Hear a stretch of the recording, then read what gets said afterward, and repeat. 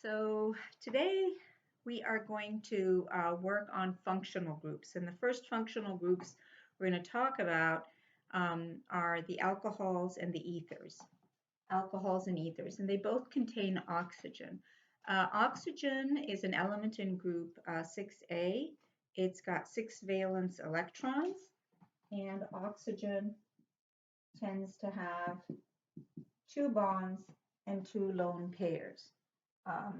Typically. So basically, if you remember from intro chem, 6 valence electrons, there are the 6.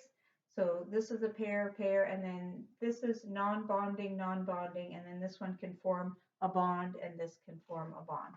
Anyway, so alcohols and ethers both have that oxygen bonded to a hydrocarbon. An alcohol has an oxygen. One of the bonds is bonded to a carbon and the other bond is bonded to a hydrogen. So all alcohols have this, a hydroxyl. This is called a hydroxyl functional group. And that hydroxyl functional group is hooked up to a carbon. Ethers have 2 carbons, carbon and a carbon. Okay, so this is what we're going to be seeing in this chapter. Let's focus on alcohols first. The smallest, shortest alcohol is just 1 carbon.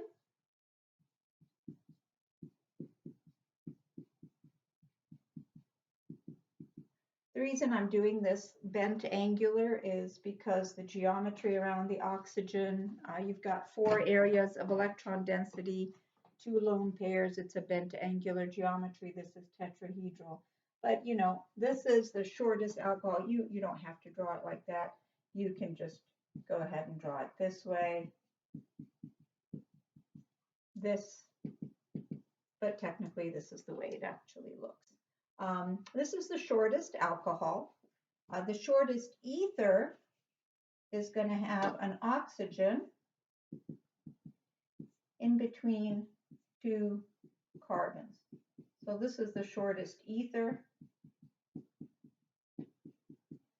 And the other one was the shortest alcohol. Now, if they have the same number of carbons, alcohols and ethers can be isomers, all right? So they are isomers if they have the same molecular formula.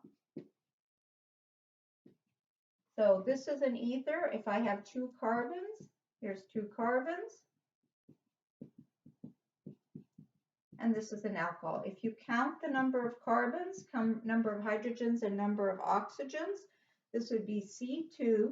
Then count all the hydrogens. They look like there's 6 hydrogens, C2H6O. This molecular formula is exactly the same for this ether and this alcohol. So conclusion, alcohols and ethers are isomers if, you know, obviously they have the same molecular formula. So same number of carbons will give you that. All right, so let's learn how to name alcohols. We're going to do IUPAC naming and we will do common names. For the IUPAC naming, you want to get the longest parent chain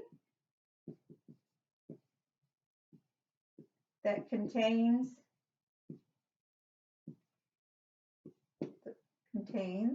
the carbon with the OH group attached, that hydroxyl group attached, okay?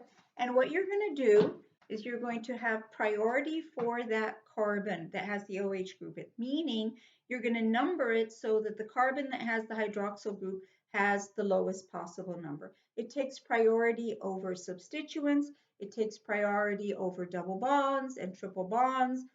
It's the most important. So if we have a molecule like this, and you have a hydroxyl group over here, and let's say you have a methyl group over here, and let's say you have a bromine over here. You've got substituents on this side, but the hydroxyl group is on this side, so you're going to number it because you want this to have the lowest possible number. It has the higher priority, so this is 1, 2, 3, 4, 5, 6. All right, hex is 6. Now, with alcohols, you take the alkane name, you drop the E, and you put an OL. So you're taking the alkane name, you drop the E, and you replace it with an OL. So this would have been a hexane, but you're going to drop the E, throw in an OL, so it's a hexanol. And now you're going to tell me where the OH group is, where the hydroxyl group is, and it's at carbon number 2. So this is a 2-hexanol. All right. Now tell me what these guys are. Well, this is a methyl group, and this is a bromo. You're going to alphabetize the substituents. The bromo comes before the methyl because B comes before M. So you're going to write 6-bromo 5-methyl 2-hexanol. Okay, that's your IUPAC naming. So you can see we're using all the rules that we talked about with alkanes and alkenes, but now we're tweaking them a little bit so that they work for alcohols. If you have more than one alcohol, for example, you have more than one alcohol group, more than one hydroxyl, I'm just going to do this one expanded. You don't always have to show the bond between the O and the H. Sometimes I'll draw it this way, sometimes I'll draw a bond between them, but you know that the hydrogen is bonded. I sometimes don't show all the lone pairs, but you know that there are 2 lone pairs here, 2 lone pairs here. All right, so this is a propane. If it just had one alcohol group, it would be propanol. But since you have 2 alcohol groups, it's propane diol. So you end it with a diol, propane diol, and you don't drop the E here. Propane diol. You got to tell me where the 2 OHs are. So 1, 2 dash propane diol. If you have 3 alcohol groups, guess what it's going to be called? Yep, propane triol.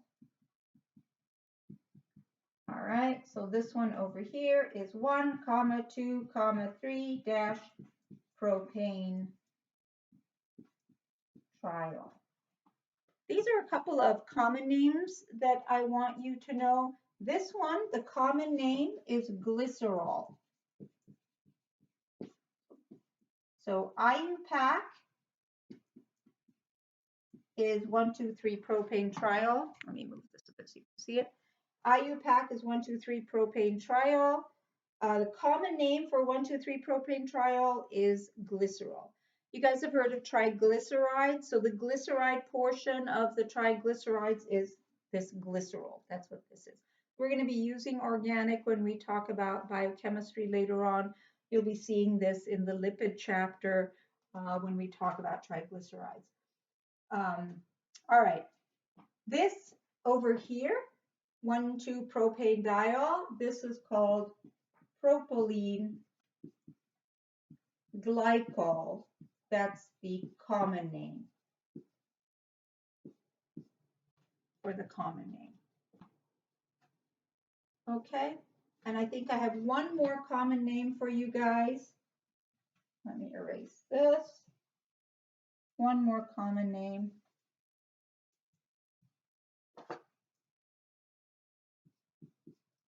This over here is ethylene glycol. Okay. There are common names that are just with just one OH group. So let me talk about those and then we'll wrap up this section here. So these 3, propylene glycol, ethylene glycol, and glycerol are common names of alcohols that have more than one OH group. But if you have just one OH group, oh, by the way, what's the IUPAC name of this? This would be 1, 2 ethane diol. So this is common. and this is IUPAC. IUPAC, there are rigid rules. You follow them, you can figure it out. Common, you pretty much have to memorize just the name because there are no rules for common. A little bit of rules. Now, if you have just one OH group, say you have this. Or let's say you have something like this. Now we know how to do the IUPAC. The IUPAC name for this would be methanol. That's the IUPAC. Why? Because it's methane, drop the E, add an OL. You don't have to tell me one methanol because obviously it's just one carbon. This one, IUPAC, would be 2-propanol. Okay? Now, common for this, you say the alkyl group, and then you write the word alcohol. So this is methyl alcohol, because this is a methyl alkyl group, a CH3.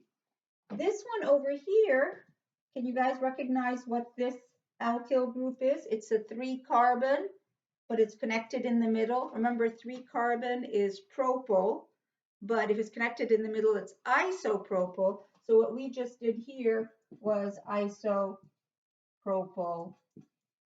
alcohol. Okay, good. So we're done with nomenclature of alcohol.